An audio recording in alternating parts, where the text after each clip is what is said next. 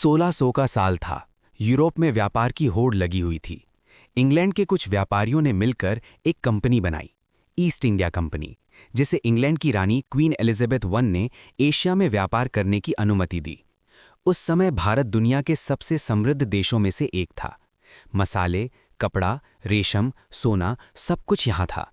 अंग्रेजों की नज़र इस दौलत पर थी, लेकिन वे जानते थे कि सीधे कब्जा करना आसान नहीं होगा। इसलिए उन्होंने एक शांत व्यापारी की तरह प्रवेश किया। 1608 में अंग्रेज पहली बार सूरत के बंदरगाह पर उतरे।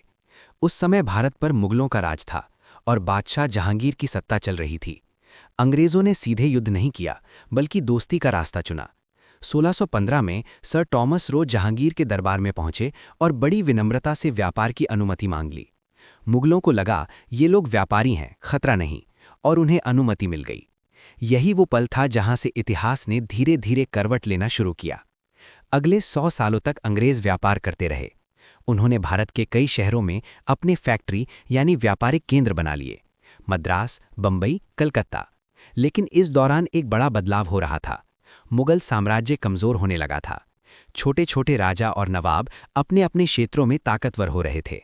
अंग्रेजों ने इस कमजोरी को पहचाना और धीरे धीरे व्यापार से राजनीति की ओर कदम बढ़ाया। 1757 आया और एक ऐसी घटना हुई जिसने भारत की किस्मत बदल दी।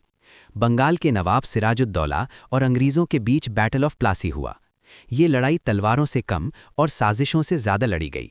नवाब के अपने ही सेनापति मीर जाफर ने गद्दारी कर दी। नतीजा, अंग्रेज जीत गए। ये जीत सिर्फ एक युद्ध की जीत नहीं थी, बल्कि भारत पर उनके राज की शुरुआत थी। 1764 में बैटल ऑफ बक्सर हुआ, जिसमें अंग्रेजों ने मुगल बादशाह शाह आलम द्वितीय को हरा दिया। अब अंग्रेजों को बंगाल, बिहार और उड़ीसा से टैक्स वसूलने का अधिकार मिल गया। यानी अब वे सिर्फ व्यापारी नहीं रहे, वे शासक बन चुके थे। धीरे धीरे उन्होंने पूरे भारत पर अपना नियंत्रण बढ़ाना शुरू कर दिया। समय बीतता गया और अंग्रेजों का अत्याचार भी बढ़ता गया। किसानों पर भारी टैक्स, भारतीय उद्योगों का नाश और हर जगह अंग्रेजी हुकूमत। लोगों के दिल में गुस्सा बढ़ रहा था। फिर 1857 आया, एक चिंगारी जिसने आग का रूप ले लिया। इंडियन रिबेलियन ऑफ 1857 शुरू हुआ। सैनिकों ने विद्रोह कर दिया। मंगल पांडे ने अंग्रेजों के खिलाफ गोली चलाई, रानी लक्ष्मीबाई ने तलवार उठाई और बहादुर शाह जफर को फिर से सम्राट घोषित किया गया। ये विद्रोह बहुत बड़ा था, लेकिन संगठित नहीं था। अंग्रेजों ने इसे कुचल दिया, लेकिन इस विद्रोह ने अंग्रेजों को हिला दिया। उन्होंने समझ लिया कि अगर भारत एकजुट हो गया तो उनका राज खत्म हो जाएगा। 1858 में कंपनी का राज खत्म हुआ और भारत सीधे ब्रिटिश सरकार के अधीन आ गया। यहीं से ब्रिटिश राज शुरू हुआ। अब अंग्रेजों ने एक नई चाल चली, फूट डालो और राज करो। उन्होंने हिंदू और मुस्लिम के बीच फर्क को बढ़ाना शुरू किया। पहले जो लोग साथ रहते थे, उन्हें अलग अलग पहचान में बांटा जाने लगा। राजनीति में भी यही खेल शुरू हुआ। 1885 में इंडियन नेशनल कांग्रेस बनी। इसका मकसद था भारतीयों की आवाज़ उठाना। धीरे धीरे आज़ादी की मांग तेज होने लगी। लेकिन 1906 में ऑल इंडिया मुस्लिम लीग बनी, जिसने मुस्लिमों के अलग राजनीतिक अधिकारों की बात की। यहीं से राजनीति में धर्म का बीज बोया गया। 1905 में बंगाल का विभाजन हुआ, हिंदू और मुस्लिम आधार पर। लोगों ने विरोध किया, लेकिन अंग्रेज अपना खेल खेल चुके थे। दोनों समुदायों के बीच दूरी बढ़ने लगी।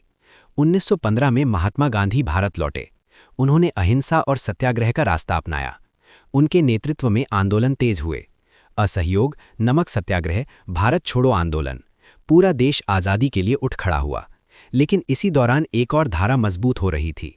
मोहम्मद अली जिन्ना, जो कभी हिंदू मुस्लिम एकता के समर्थक थे, अब अलग रास्ते पर चल पड़े।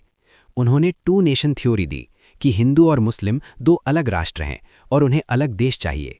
ये विचार धीरे धीरे मुस्लिम लीग की मुख्य मांग बन गया। 1940 में लाहौर रेजोल्यूशन पास हुआ, जिसमें अलग मुस्लिम देश की मांग खुलकर सामने आ गई। अब भारत का विभाजन एक संभावना नहीं, बल्कि एक वास्तविकता बनता जा रहा था। दुनिया में वर्ल्ड वॉर 2 चल रहा था। ब्रिटेन कमजोर हो चुका था। वे अब भारत को ज्यादा समय तक नियंत्रित नहीं कर सकता था। 1946 में डायरेक्ट एक्शन डे हुआ।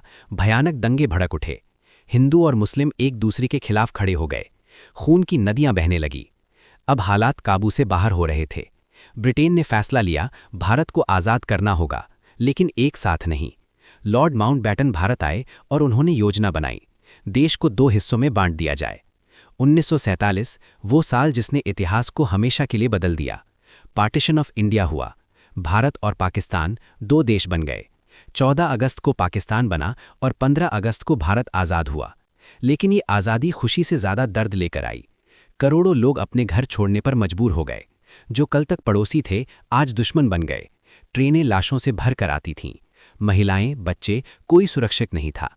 इंसानियत उस समय कहीं खो गई थी। सीमाएं खींचने का काम सिरिल रैडक्लिफ को दिया गया, एक ऐसा आदमी जिसने भारत को पहले कभी नहीं देखा था। उसने कुछ हफ्तों में एक लकीर खींच दी और उस लकीर ने लाखों जिंदगियां तोड़ दी। भारत के पहले प्रधानमंत्री बने जवाहरलाल नेहरू और पाकिस्तान के नेता बने मोहम्मद अली जिन्ना। दो देश बने, लेकिन दिलों में जो दरार पड़ी वो आज तक पूरी तरह नहीं भर पाई। इस पूरी कहानी में कोई एक कारण नहीं था। ये कई घटनाओं, गलत फैसलों, राजनीति और अंग्रेज़ों की चालों का परिणाम था। अगर फूट डालो और राज करो की नीति ना होती, अगर हिंदू मुस्लिम एकता बनी रहती, अगर नेताओं के बीच समझौता हो जाता, तो शायद इतिहास कुछ और होता। लेकिन जो हुआ उसने दुनिया का नक्शा बदल दिया और करोड़ों लोगों की जिंदगी भी।